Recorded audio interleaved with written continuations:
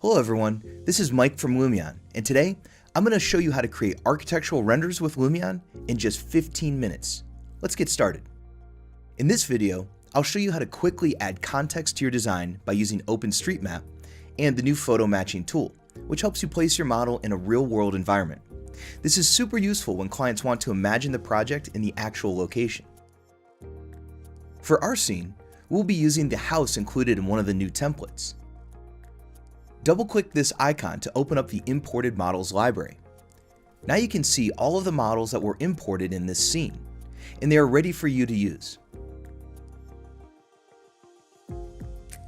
To start, click on New to create a new project.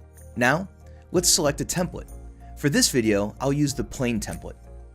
Before I import the model, I will use OpenStreetMap to add streets and buildings in the area of our design. First, go to the Landscape tab and click on the OpenStreetMap button. Now, click here to turn it on. Then you can click this button to select an area around our design. We can't see the whole area, so let's use the WASD keys to move around and zoom out, and use the Q and E keys to move up and down until we can see the whole area. To move faster, you can hold Shift, and if you hold space in addition to Shift, then it will move even faster. Now you can move around the map by dragging the left mouse, or zoom in and out with the scroll wheel. Next, you can click on a spot on the map to choose it. Alternatively, you can search for an area to use as the target location.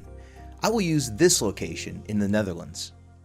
I will also put the address in the description box below the video, so you can just copy and paste it to follow along. Then you can set the range with this slider here. And you can also choose whether you want to import the height map here. Then just click here to start downloading.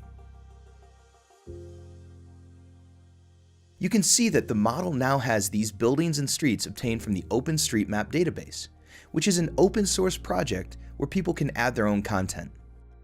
Now, let's look at some OpenStreetMap settings. Here, you can choose some style presets to change the appearance of the buildings. These options let you turn on and off certain parts of the area, such as water, earth, land use, buildings, and roads. Some buildings have accurate height dimensions, while others don't have any height information at all.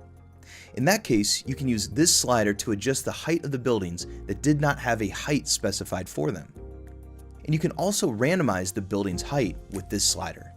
Since we'll be adding our own design to this scene, we need to hide some buildings at our target location.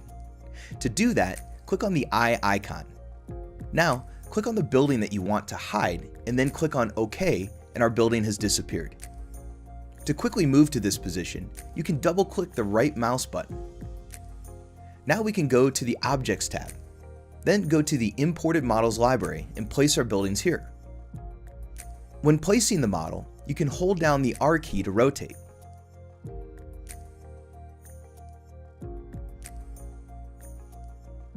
That looks good. We can always adjust the position after we've placed it. We can also adjust the rotation some more, so let's use this slider. Holding Shift will let you do it more precisely, or I can double-click and type in a specific value, then press Enter. Now let's start editing the materials by going to the Materials tab in the bottom left section of the user interface. Let's move closer to this area here, and click on this surface to make changes to its material. To edit this material, we can first make it a standard material. Now you can adjust the additional properties of the materials, such as adding a normal map using this button here. You can also adjust the bumpiness of the normal map with this relief slider. There are also other settings such as colorization. Using this will help you see the bumps easier too. Next, we can adjust the gloss and reflectivity. Finally, there's the scale to adjust the size of your texture. Instead of editing materials, you can replace the imported materials with Lumion materials.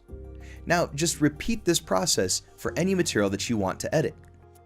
There we go. Our model is starting to look really good. Now, let's populate the surroundings of our project by adding some objects. When adding trees, try to use real photos at the project's location as a reference, so you can place trees in a similar position. However, to save ourselves some time, we don't have to be too accurate. Let's just use the single placement and mass placement tool to add a couple of trees around the building. I'll also use one of the fine detail nature objects. You can add some people in front of the house too. Once we are happy with how our scene looks, let's start creating some images. To do that, click here to go to the photo mode. First, let's find a good position for our image. You can also change the focal length with this slider here. Alternatively, you can double-click, backspace, and type in a specific number. Once you've found a good position, you can save it by clicking on the Store Camera button. There we go. Now, let's test render this image to see how it looks. As you can see, the image quality is slightly better than what we saw in build mode. To improve the quality even further, we can click here to add a style. Here you will see a collection of styles that we can use. For this scene, I'll use the realistic style. A style is essentially a stack of effects that is optimized for quick use. But the cool thing is that you can always make changes to these existing effects, or add new ones if you'd like. I'll add a real skies effect and adjust the position of the sun like so.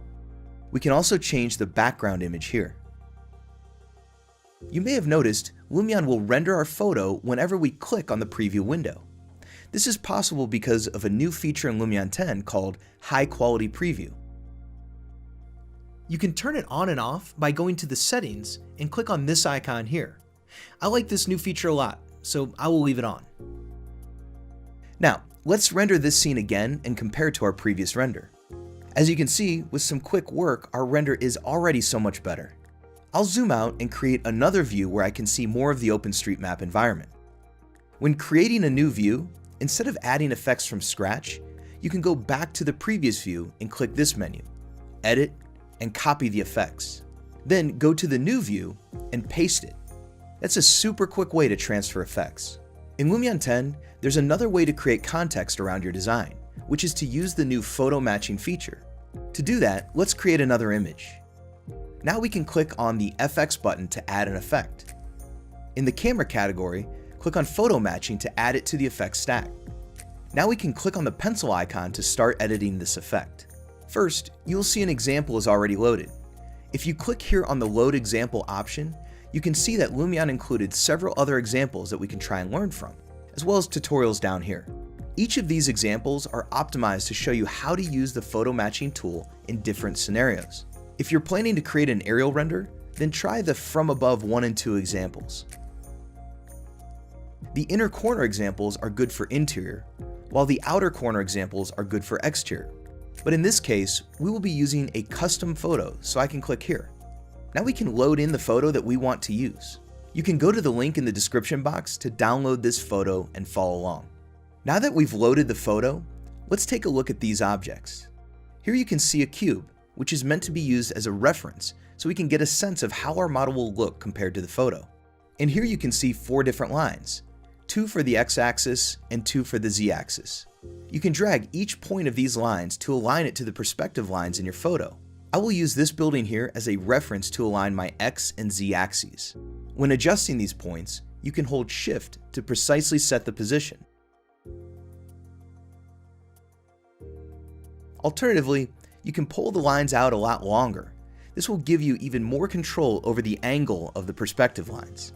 You can also try different reference objects down here, such as boxes and planes, or you can click here to turn it off. Next, click on this button to start placing a reference point in our model. Let's place it at this corner of the building, then click back when we're done. When the model is loaded, it will be at 50% transparency by default, so we can increase that to 100%. The model still looks a bit too big for the photo, so we can use the scale slider to adjust it to fit the photo. As you can see, the model is loaded, but you can see that some parts of our scene are blocking the photo. So I will go back to build mode and hide some objects in the scene. An easy way to do that is by using layers. First, let's go to the Objects tab and click here to start selecting objects. You can filter which category you want to select here. In this case, I will choose all categories. Now we can press Ctrl and drag the left mouse button to select all the objects in the scene that we want to hide. We don't want to hide the house, so let's hold Ctrl and left click it to deselect the house. On this window on the top right, you can see these objects are on layer 1. So let's use the drop-down menu and move them to layer 2. Now we can hover at the top of the scene and click on the eye icon on layer 2 to hide it. As for the OpenStreetMap environment, we need to go to the Landscape tab and turn it off using this button. Now, let's go back to the photo mode and continue to edit our photo match image. Again, I can change the size of the model with this slider here. Then I can use the orientation slider to rotate the model around the reference point. I can also use the reference point to move the position of the model. There we go. Just repeat this process until you have the model at the position that you want. When adjusting, you can hold Shift and drag the slider to adjust it more precisely. Once you are happy with the photo match, we can click here to go back. The scene is looking good. Now, let's add some effects so that the lighting of the model can match the lighting of the photo better. First, let's add a real skies effect. Now we can adjust the heading to change the direction of the lighting. In the photo, the lighting condition seems to be an overcast day. So let's choose one of the overcast backgrounds. It's a little too dark. Changing the brightness here is not very effective, so we can add the exposure effect instead and increase it to make it brighter. Next, let's add the skylight effect, which helps disperse light from the sky onto the scene so that the lighting is more realistic. The default setting is good enough, so just leave it as is. Let's also add the hyperlight effect, which helps simulate radiosity and increase the light bounces in the scene. I will also leave this at the default settings. Now let's add the shadow effect and adjust the omni shadow and the brightness so that there's more shadows in our scene, especially in the interior. Finally, let's add the color correction effect. First, we can decrease the limit high so that the white parts in our model looks brighter. I'll also use the temperature and tint sliders to adjust the model's color to match the background photo better. Here you can see that the house in the background image is showing up right behind our design. To hide that, let's go to the build mode and add a tree right behind our house. There we go, that looks better. Now, I can repeat this process for my render, especially for parts like here and here that don't blend in too well with the background image. As you can see, the cool thing about this feature is that you can always add Lumion objects to make the render look even better. When adding trees and plants, you can also adjust the color of the leaves here to make it blend better with the background photo. And that's how you can create architectural renders in Lumion in 15 minutes.